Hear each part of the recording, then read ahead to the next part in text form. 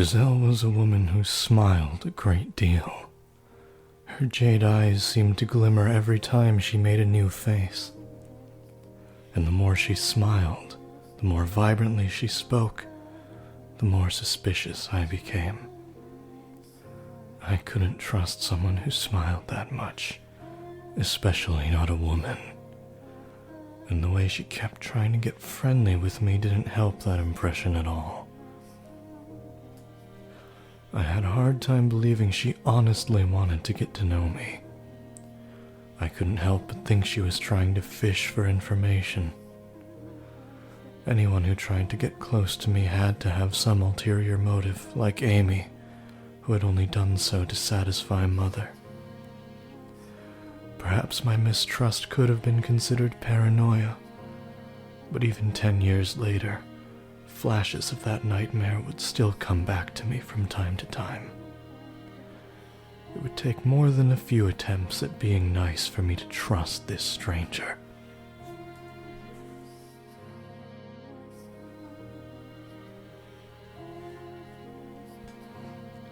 Eventually, I came to the realization that she was hiding something, and I convinced myself it was out of guilt. So I wrote Mother, in search of something I could use to tear her down, to get her out of here. I should have listened to Giselle, rather than Mother or the witch. But I had conflated her with Amy in my mind, so I was unable to see where the truth really lay. I was only able to perceive her as malicious. So instead of her, I put my faith in Mother's words, despite Mother never once doing the same for me.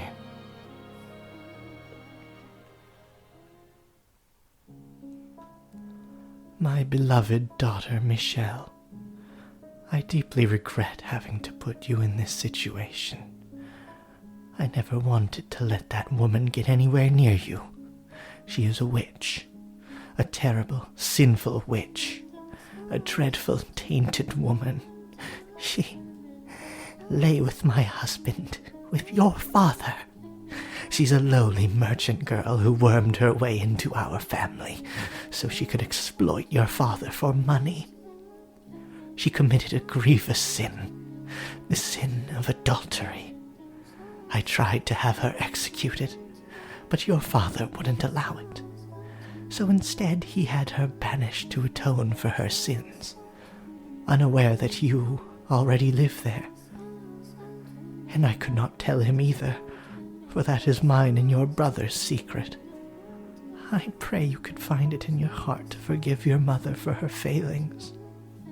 Forgive me for delivering a witch to you. I would not be surprised if she tried snooping around. She is a ruthless fiend who will do anything for money. Should word of your curse happen to spread, it would surely draw unwanted attention from the church. We have no allies except each other. Michelle, with this letter I have included a knife. The blade has been blessed with holy water, which should allow it to eradicate the corrupt, evil soul of the witch.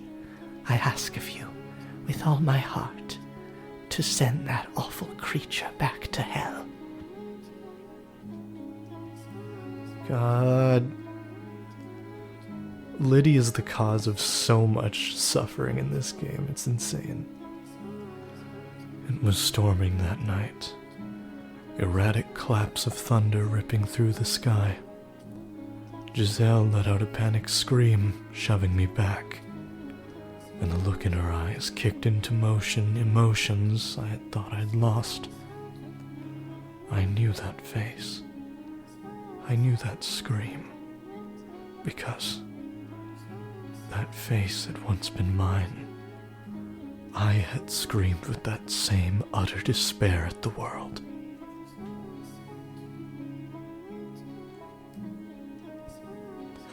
Back to the way things were. Yes, finally, it's quiet again. I'm honestly surprised she stayed as long as she did. In a way, her tenacity is rather impressive. Not many would persist for so long in the face of such obvious disinterest. But you know no one would try to get friendly with you without a good reason. Information about you carries considerable weight outside these walls. But the look on her face then, was that really her just putting on an act because I revealed her scheming? If you think she was afraid of you, you're mistaken. That's how people behave when their sins are brought to light. She was screaming, though. And she looked genuinely terrified when she knocked my hand away. You're not going to let a woman's screams cloud your judgment, are you? A woman can make a weapon of anything. Tears, a smile, fear. The day she arrived, you recognized her smile as fake. So surely you aren't going to fall for this. I'm not falling for anything. I feel like I know that frenzied panic. Something doesn't add up.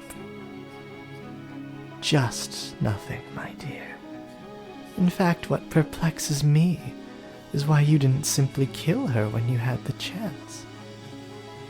Sorry if you're hearing occasional dropouts of the music.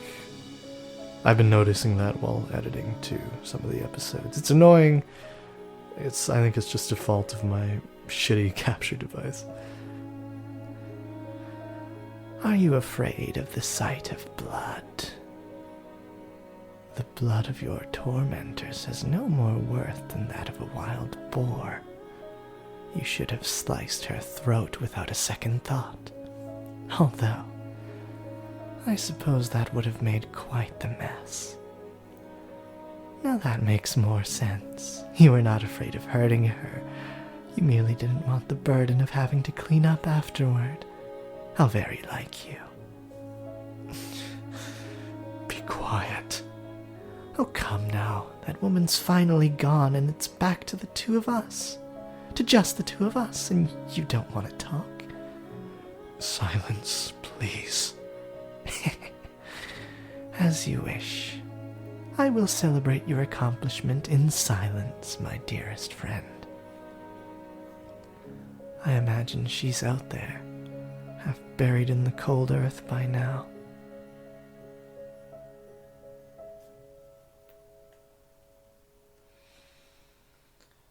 Ay. I get chills every time I consider where I would be if I had done as Mother said. If I had killed you. Or if, out there in the forest, you had succumbed to the unforgiving weather. Life had never given me much in the way of good fortune. But you coming back, you being alive, was absolutely a blessing.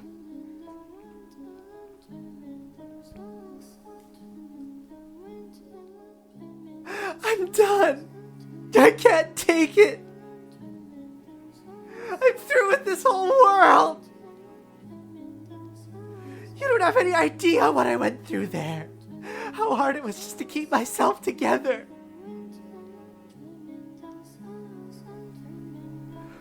Giselle, I do understand. I know very well how difficult, how painful it can be for no one to believe you, for no one to accept you. I know far too well what it's like to want to scream that you're done with this whole damned world. I truly do.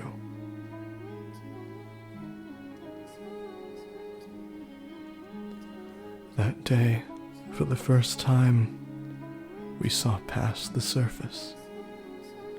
We had got to know each other as people. It was nothing more than a simple, single, small step. But for us, it was like we had moved a mountain. I still remember how the light felt as it shone through the windows we opened together. It didn't burn. And while this might sound melodramatic, I feel safe in saying it was probably the gentlest light I had ever felt in my life.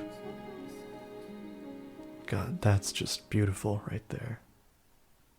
I think that's the thumbnail. Following my reconciliation with Giselle, I started turning back into my old self. Well, I suppose that's not quite correct. I felt a comfort and peace with myself that I never had before. That may have been the first time I was really human. Having someone else around, it was something I was certain I would never have. It was incredible. Though to someone else, our time together may have seemed frivolous and empty, our conversations meaningless chatter.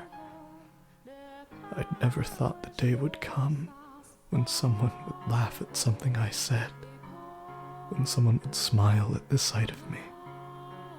However trivial, seeing Giselle smile made me happy. Oh, darn it, where'd you get off to? Are you here? Are you in the vase? What's all the racket?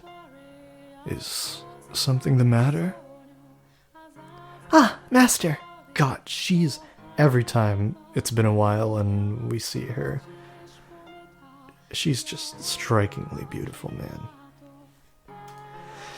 Yes, a cat. Huh? A cat? A naughty little cat's been sneaking into the cellar the past few days, so I'm trying to catch him. If you happen to come across him, don't let him get away. Right. And what will you do once you've caught him? Well, I don't want to punish him, that would be mean. If he insists on coming back, I think I'll take him in and teach him how to be a house cat. You mean to keep him? Are you not fond of cats, Master? I don't mind them, no. You're basically a cat yourself, Michelle. Then there you have it. I hope he doesn't take too long to warm up to us. Maybe it'll help if you give him a name. Ooh, a name! That's a great idea. What should we call him then? You decide, Master. You want me to pick a name? This is your house, after all. So it's only right you would be the one to choose. I'm not sure I follow that reasoning. What does the cat look like? Well, he's wild, so he's dirty, I guess. And he's kind of got some spots here and there. Is he ugly? I'd say so, yeah. Alright then. Ugly Speckles Mark II. I don't know why the localizers didn't just erase that M, K, and dash and just make it Ugly Speckles II, which would be far more fitting for this time period.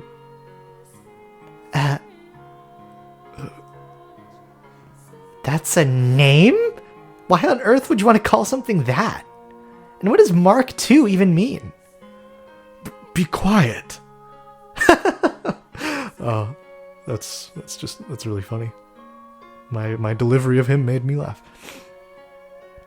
It's on you if he runs away, Master.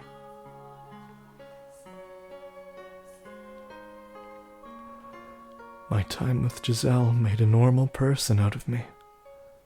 Made me able to tell stupid jokes, to get frustrated or surprised or exasperated. I started showing actual emotion. Our silly, meaningless banter became something precious. My heart of stone began to soften. The world she created for me was what I had yearned for my whole life. Having lost half of it imprisoned, and spent the other half playing an identity that conflicted with how I felt in my heart. It was the first time I genuinely felt like I was allowed to be myself. Yeesh, you're not a kid, so don't be so picky. It's not good for you. You make a mockery of the culinary arts! I've heard quite enough, Master. It sounds like I'm going to need to put your taste buds through some intense rehabilitation. How about this, Master? Play a game against me. And of course, if you're open to it, it doesn't have to end there. We can continue getting to know each other for years to come.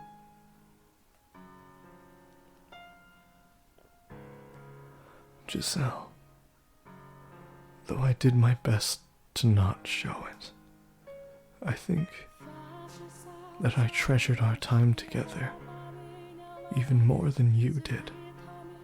I latched on to it, desperately refusing to let go. I needed it, and I needed you. It's amazing how just the music conveys that feeling to a T. All the music that plays throughout the fifth door and whenever we see Michelle and Giselle together, it's unbelievable. Are you listening, Morgana? I can hear you just fine, my dear. Now what brings you all the way up here? You know you can call me from anywhere in the house. My bonds to this tower have been broken. This is a conversation we can only have here. The place where we first met. It's time for us to part ways. My desires haven't changed since our first encounter. I wish to be a person.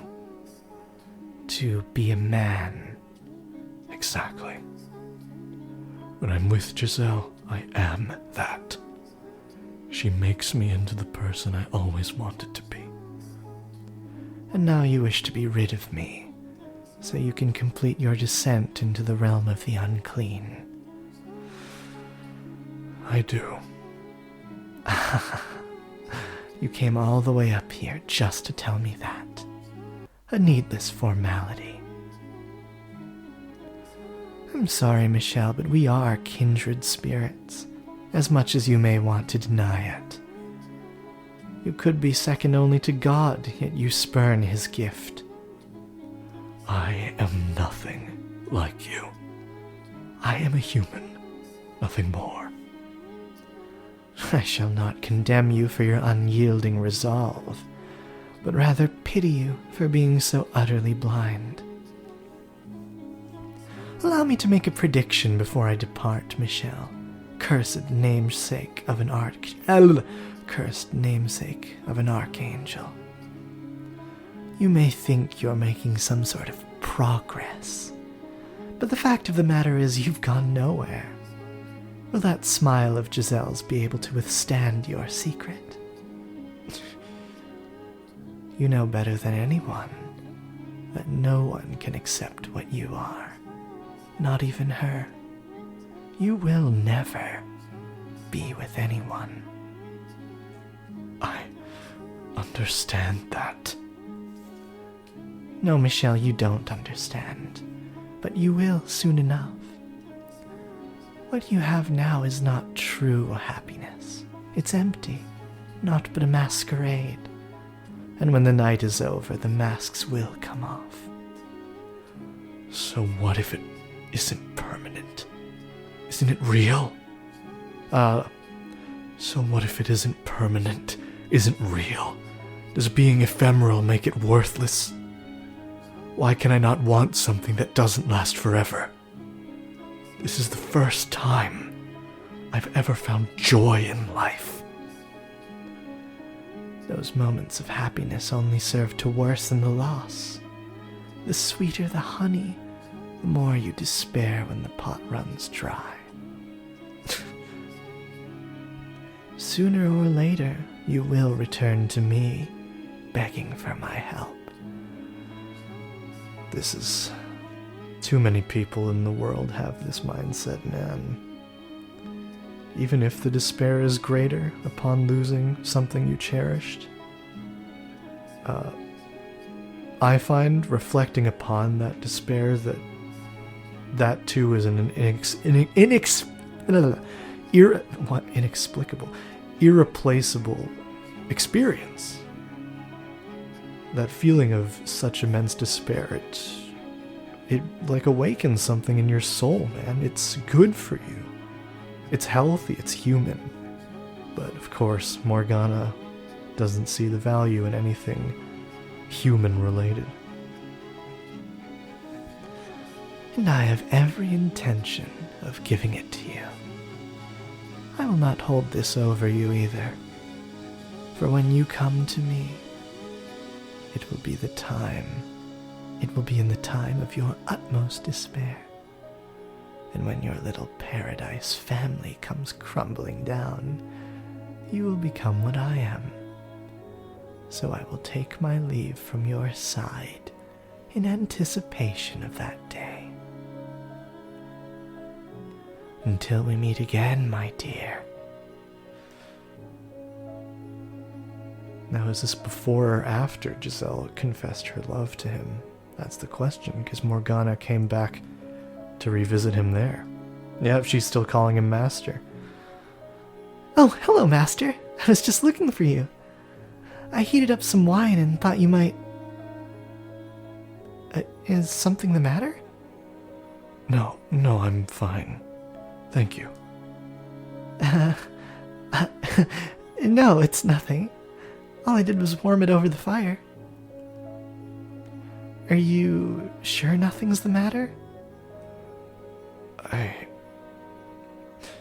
shouldn't be hearing the witch's voice anymore.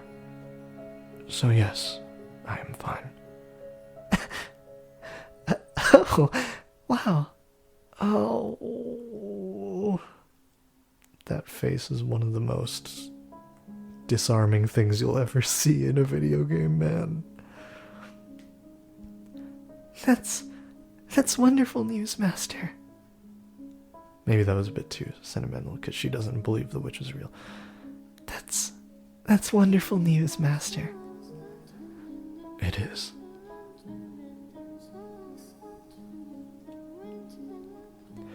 Giselle seemed quite relieved when I informed her the witch would no longer be bothering me.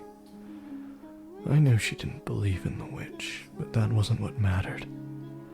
What did matter was that, despite likely questioning my sanity when I first told her about it, she hadn't tried to pull away.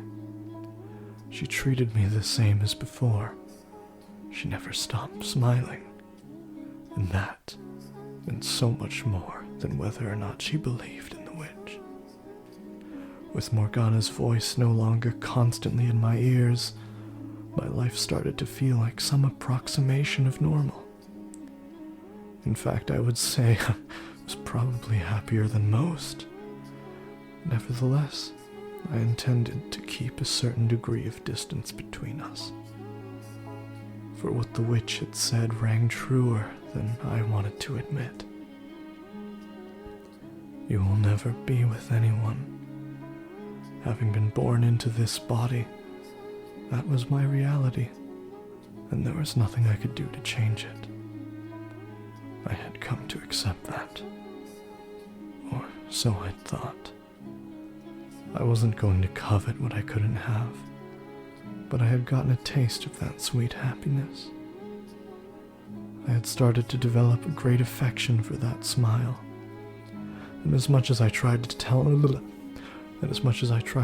myself I was just getting caught up in the moment that the feelings would pass with time, I found myself unable to restrain the swelling of emotions within me.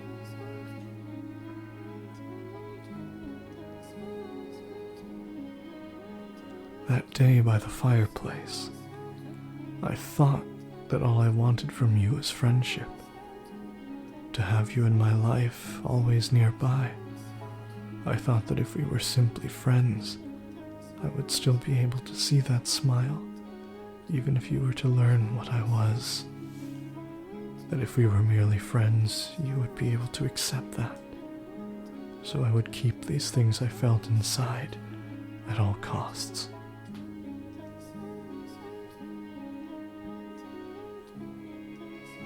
However, with each passing day, with each gentle smile, my affection for you swelled. It reached the point where, as hard as I tried to keep it contained, all it would take was the slightest nudge for it to come spilling out, and it made me desire what was out of reach. I was convinced I had changed, because this happiness had become my everyday. I had no right to any such thing, but I came to wish that I could be the center of your life. I yearned for you, and I wanted you to yearn for me. And like the fool I am, I thought that with you, it might even be possible.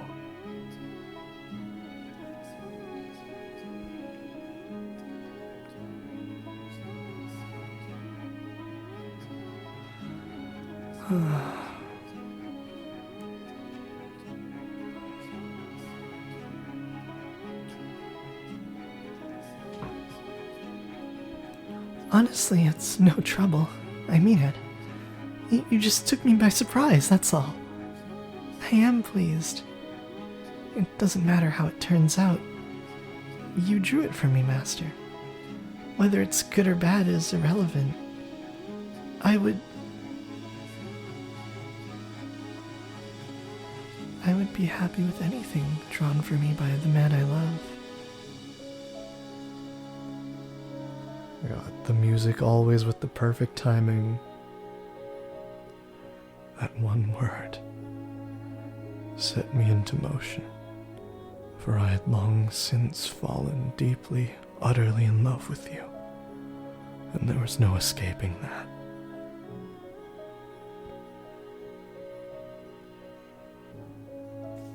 Listen! Listen very carefully. I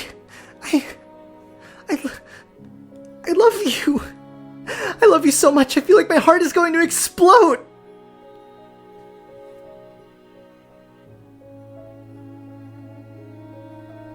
Nevertheless, there was also no escaping my past, what I was.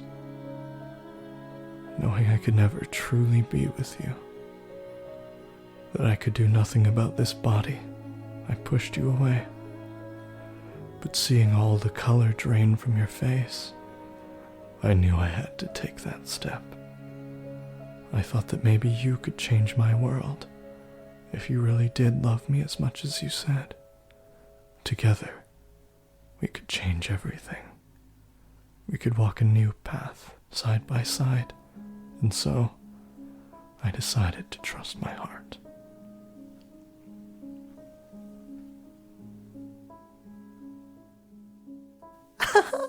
I'm in heaven. I'm so happy I can cry.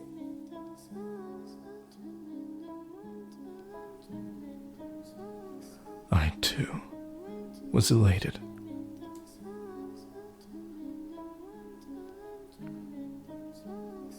Giselle, I'm sure you thought I was a kind-hearted man, that my love for you was pure and chaste, and I wanted to be that for you. But beneath the surface lurked indecent desires. Despite saying I didn't want to hurt you, that just having you by my side was enough, my desire bubbled up at the warmth of your skin. I wanted to let that heat take over, to let my hands run free. I could feel it burning inside me. I longed for intimacy, not just emotionally, but physically. I wished I could lay you down on my bed and satisfy those desires. I wanted to make love to you. Unfortunately, that was not possible. I didn't have the ability. No matter how hard I try, my body lacks the capability to be one with you. I can pray, and I can long, and I can wish all I want, but my body will never be what I want it to be. Ay. I am gray. Though I have always known my true color, I have no way of becoming it. My heart has always known what I am, but the world refuses to accept it. Every time I claim I'm normal, 5 say I'm an abomination. Would it really have been too much to ask for me to be born normal? To let me be who I truly am? Is that really so much to ask? Things began to change when I learned my father Antonin had passed away. Georges would, I assumed, be busy preparing to take his place. And if what he had said was true, then I would be welcomed back to the estate. I would be welcomed back to the estate. I would no longer be a demon child, but a member of the Boulanger family once more. Deep down, though, I couldn't completely believe it would actually happen. After 11 years in exile, I had no idea how they felt about me anymore. Would they even remember a promise they had made so long ago? Fear that they wouldn't Fear that they wouldn't threaten to consume me. But Giselle, as she often seemed to do, put my mind at ease. No matter where I go, you'll be there with me, Michelle. It's true I am nervous, not knowing what the future holds. But not in a scared something bad might happen kind of way. It's more of a jittery, excited anxiousness. I'm confident the two of us can overcome anything, no matter what obstacles may come our way. Together, we can create an even more wonderful future. Could I believe her? Could I have faith in her wonderful future? That she would always be there with me? That she would return to the estate and finally move on with her, that we would return to the estate and finally move on with our lives? That together we could create a future? No, that wasn't a question. I wanted to have faith. I wanted to believe as much as she did. I wanted to believe that even if I was gray, I could have a normal life together with her. She had rescued me from the depths of hell, and now I wanted to make her happy.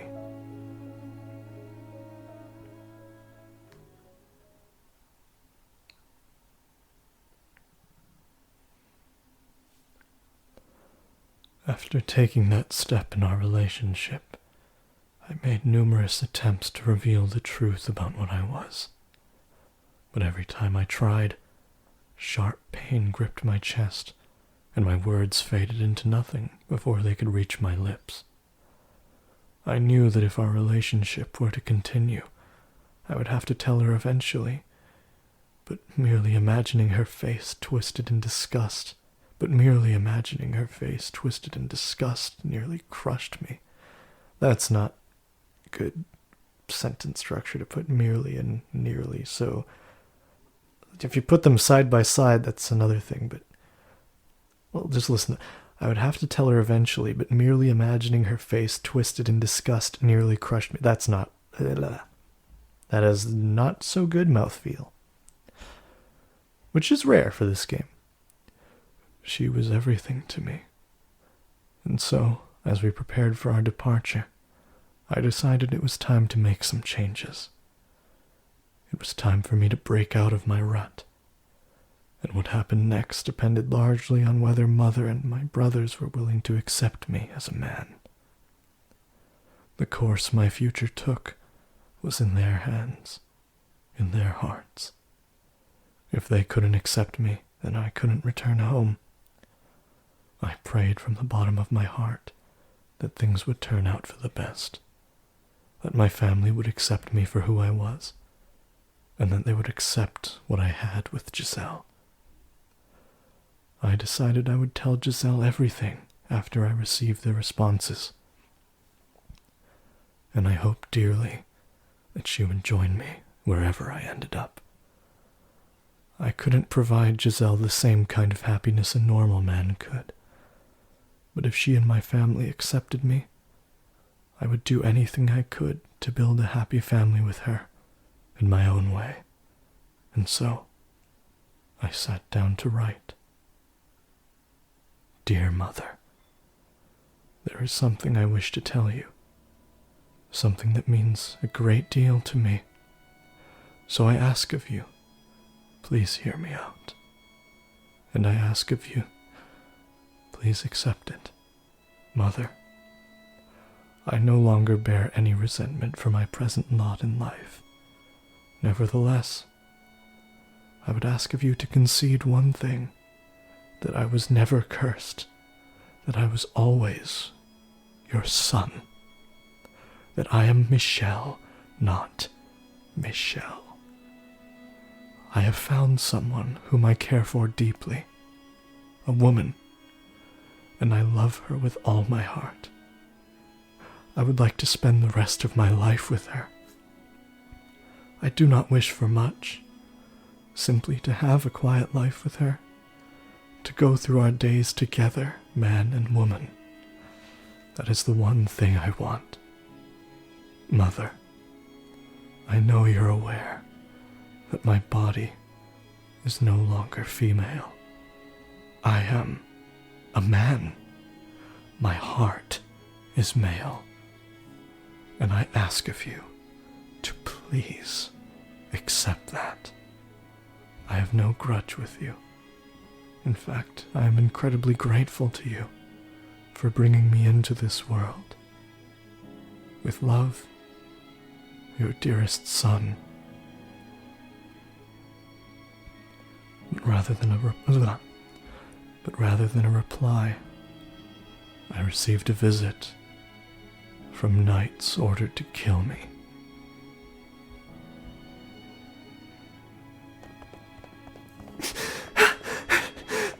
Michelle, tell me. Why do you think this is your fault? What is your curse? Your curse. It isn't just the color of your hair and eyes, is it? There's more to it, isn't there? There's something else, isn't there? Can you hear me, Morgana? Morgana, please say something. Morgana! Your predictions, they were right. I was a fool, and you can laugh at me all you want. So please say something.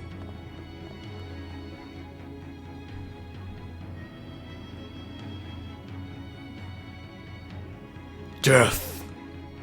Death to the unholy one. Death to the heretic.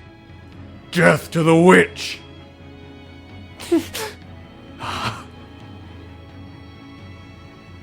Why won't you answer me, Morgana?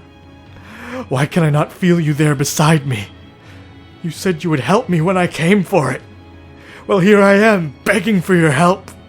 Please, come back to me just this once. I know you're there somewhere. Please, before they break down the door. Michelle, I'm all right. It's okay, Michelle. I'm not scared. You're here with me after all. I'm fine. It's all fine.